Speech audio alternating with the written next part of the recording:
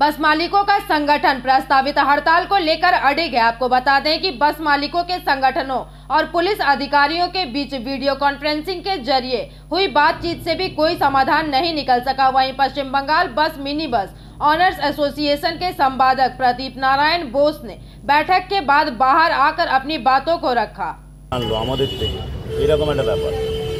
আমরা যে এতদিন ধরে বলে আসছি, সবার মুখে যা শুনলাম যে আজকেই মনে নতুন করে এটা জানলো আমাদের জয়েন্ট সিপি সে রূপেশ কুমারও ছিল, তিনি বললো special section, special pollution section আমি দেখব, রোজই রাস্তায় বেরোচ্ছে 500 টাকা করে তুলে নিচ্ছে, সবই শুনলাম কিন্তু সদুত্তর আমরা কিছু পেলাম না। দেখবে বললো, এবার দেখার এই আশ্বাসে আমরা পরিষেবা দিতে পারছি না। মাঝে ধর একটা দিন কবে এটা হতে পারে না, এটা গেলে মুখ্যমন্ত্রীর হস্তক্ষেপ ছাড়া আমার মনে হয় না এখান থেকে বেরিয়ে আসা যাবে।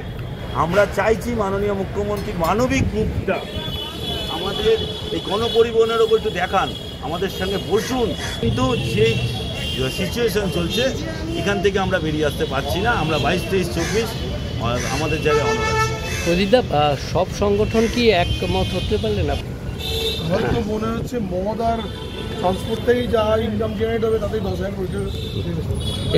কোনো জায়গা দেখছি না। Bureau report PVTV news.